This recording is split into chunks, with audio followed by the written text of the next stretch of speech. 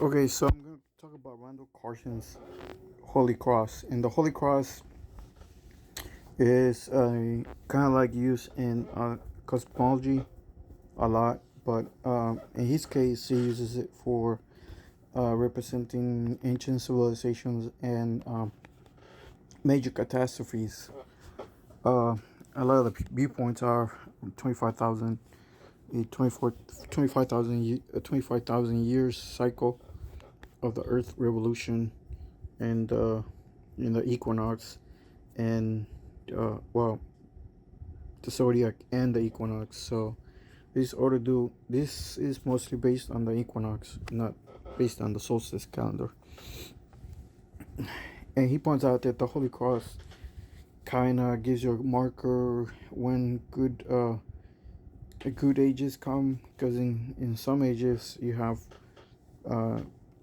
uh, catastrophes, and some other ages you have like farmland, and very mild temperatures, and a lot of them happen because of asteroids and other other things.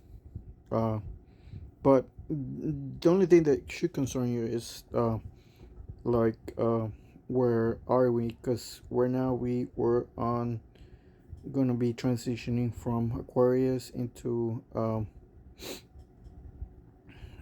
yeah, we're transitioning to Aquarius. From we went from Pisces to Aquarius, so it's 150 years. So and so in every age there's a at the end of every age there's a major catastrophe. And Randall Carson kind of points out some of the reasons, but he doesn't really know why they all line up in that particular order, because uh, uh astrology kind of makes it kind of like randomness uh, of the whole thing. But um, his talks are pretty interesting. He likes a lot of the Ice Age's theories, and he has a lot of theories on Atlantis too. But I'm mostly going to be talking about this, and every point and um, that it's on the cross will mean that there was a civilization that went extinct, or there was a major catastrophe, asteroids or ice ages, flooding, you name it. And it's usually nobody really talks about it really great other than Randall Carson. That's what I used to.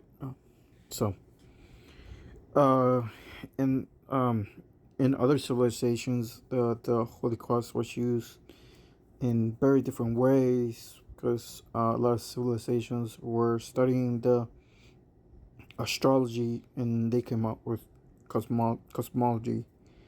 So they're like two different things: yin and yang energies. Gravitation, like gravitational energy from the sun affects your daily day activities. And it was also used. It's also used in the Bible, like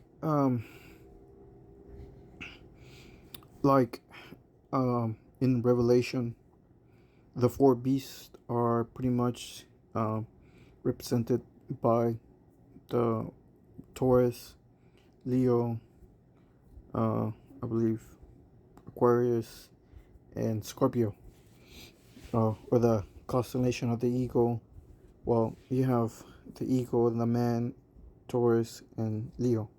Those are the, I believe those are the like the four faces of the four beasts, saying holies, holies, holies. If you know that phrase, uh, yeah. So, like, I don't know if you ever research all this, you come up with like the apostle John had a dream, pretty much a revelation, and they call it the Bible's the revelation of Jesus Christ, the modern one, pretty much. And um, you have this dreams that he had, but they were, because he was a fisherman by trade. He had a dream of pretty much the zodiac constellations. So if you find like a lot of information about it being so close to to the end of times, to the it's probably because the revelation came to him as it's a pretty much dream about the constellations.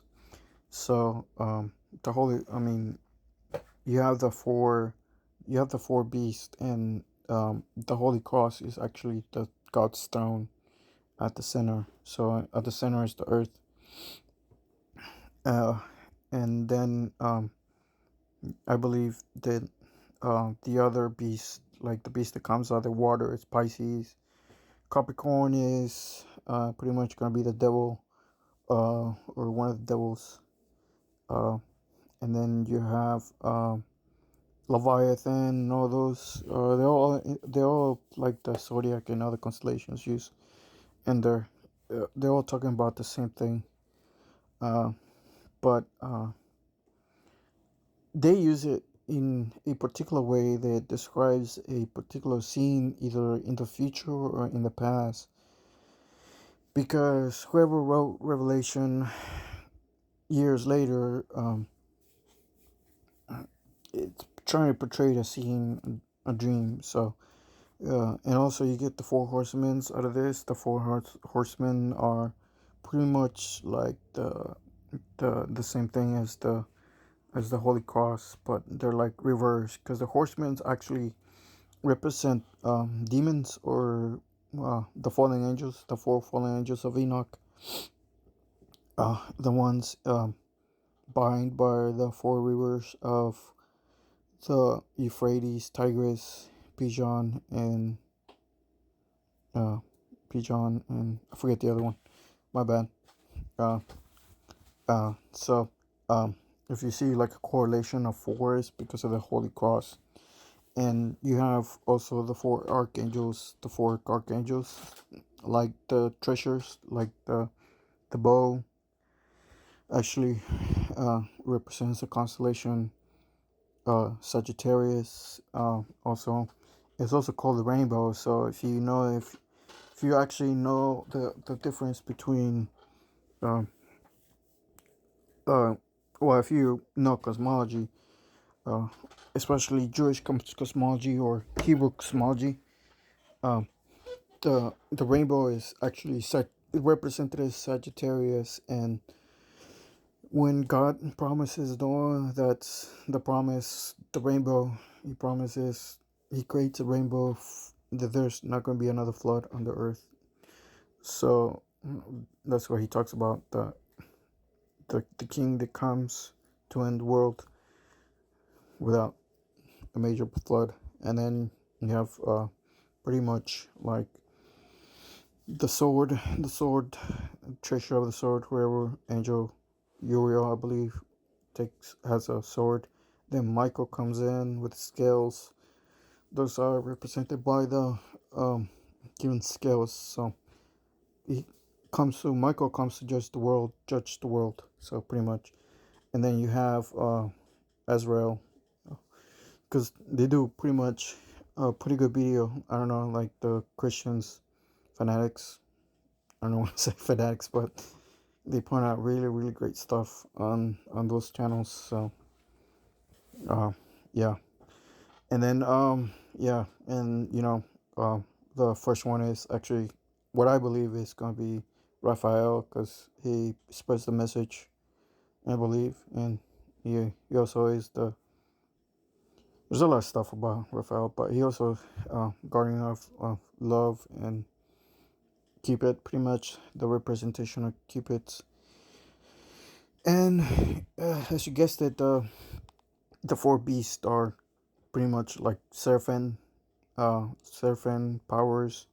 If you have like those three types, powers, dominions, they represent those, because a lot of the descriptions is like covering eyes, and that's just covering stars, so they see everything. So if you see like this, there's a lot of cosmology stuff in the Bible you just don't know. Even in Ezekiel, the prophecies you must follow, go into the constellation of the eagle, talks about the future of Jews.